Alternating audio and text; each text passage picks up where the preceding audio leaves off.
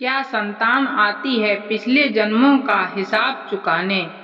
पूर्व जन्म के कर्मों से ही हमें इस जन्म में माता पिता, भाई बहन, पति पत्नी, प्रेमिका, मित्र, शत्रु, सगे संबंधी इत्यादि संसार के जितने भी रिश्ते नाते हैं वे सब मिलते हैं, क्योंकि इन सबको हम या तो कुछ देना होता है या इनसे कुछ लेना होता है।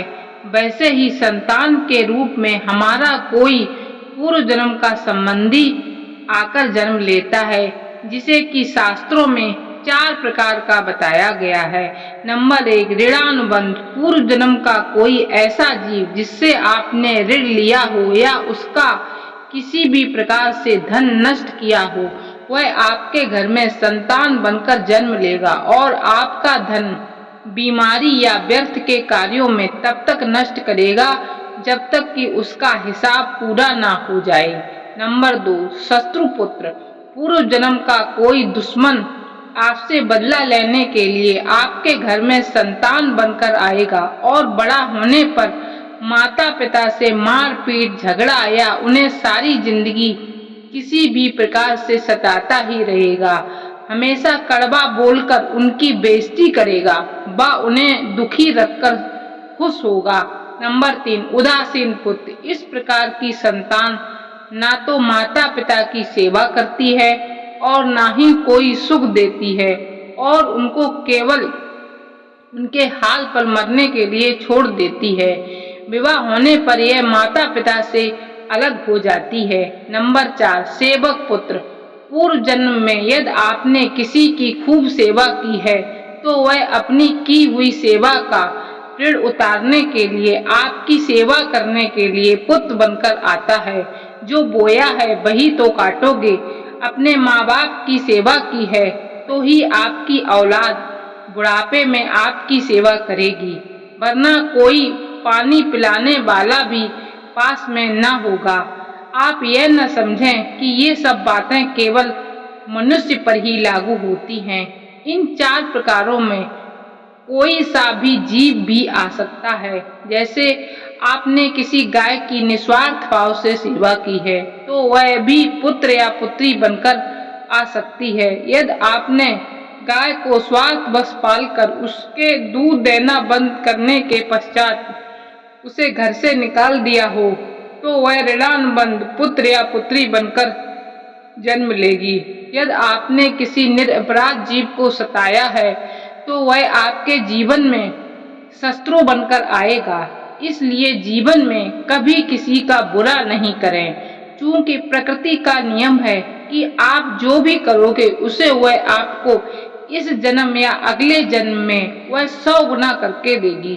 यदि आपने किसी को 1 रुपया दिया है तो समझो आपके खाते में 100 रुपए जमा हो गए। यदि आपने किसी का 1 रुपया छीना है तो समझो आपकी जमा राशि से 100 रुपए निकल गए। जरा सोचो कि आप कौन सा धन साथ लेकर आए थे और कितना साथ लेकर जाओगे। जो चले गए वे कितना सोना चांदी साथ ले गए। मरने पर जो सोना चांदी धन दौलत बैंक में पड़ा रह गया, समझो वह व्यर्थ ही कमाया। औलाद अगर अच्छी और लायक है तो उसके लिए कुछ भी छोड़कर जाने की जरूरत नहीं, खुद ही खा कमा लेगा। और अगर बिगड़ी और नालायक औलाद है तो उसके लिए जितना मर्जी धन छोड़कर जाओ, वह चंद दिनों में सब बर्बाद करके ही चैन लेगा। मैं, मेरा, तेरा सारा धन यहीं का यहीं धरा रह जाना है, कुछ भी साथ नहीं जाना है, साथ सिर्फ नेकियां ही जाएंगी। आइए सुनते हैं पूर्व जन्म से जुड़ा एक अनोखा किस्सा। जब पूर्व जन्म का कर्ज चुकाने के लिए बनना पड़ा बैल, एक व्यापारी को जबरदस्त घाटा लगा। आजीविका और नए व्यापार के लिए ऋण लेना उसके लिए आवश्यक हो गया। वह राजा भोज के पास गया और एक बड़ी रकम ऋण के रूप में मांगी। राजा ने पूछा, तुम यह ऋण चुका कैसे सकोगे? व्यापारी ने चालाकी भरा उत्तर दिया, जितना इस जीवन में चुका सकूंगा चुका दूंगा, जो शेष रहेगा उसे जन्मांतर में चुकाऊंगा। राजा ने 2 क्षण सोचकर व्यापारी को ऋण देने की आज्ञा दे दी। व्यापारी वहां से धन लेकर चला। मार्ग में सायंकाल हो जाने के कारण वह एक तेली के घर रुक गया। पास में धन होने से उसकी रक्षा की चिंता में उसे नींद नहीं आई।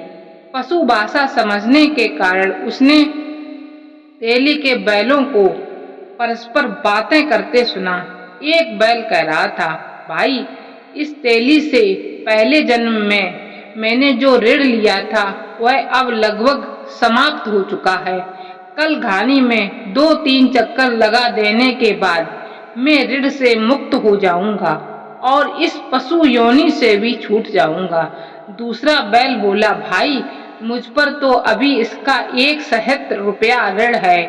एक मार्ग मेरे लिए है, यदि यह तेली राजा भोज के बैल से मेरी दौड़ने की प्रतियोगिता ठहरावे और 1 सहस्त्र की शर्त रखे तो मैं जीत जाऊंगा और इसे 1 सहस्त्र रुपए मिल जाएंगे। व्यापारी ने देखा कि अगले दिन 3-4 चक्कर लगाने के बाद पहला बैल मर गया। तब उसने रात की सारी बात तेली को बता दी और उसे राजा भोज के पास जाने को कहा। प्रतियोगिता होने पर सचमुच दूसरा बैल विजेता बना और तेली को सहस्त्र रुपए दिलवाकर वह भी मृत्यु को प्राप्त हुआ। यह देखकर व्यापारी शर्मिंदा हुआ और राजा के पास पहुंचा। उसने तत्क्षण ऋण के रूप में लिया गया धन उसे वापस लौटा दिया। दोस्तों, आपको ये जानकारी कैसी लगी? कृपया कमेंट करके जरूर बताएं। वीडियो पसंद आया हो तो लाइक करें और ऐसी ही और भी बहुत सारी कहानियों को सुनने के लिए चैनल को सब्सक्राइब जरूर करें। धन्यवाद। आपका दिन शुभ।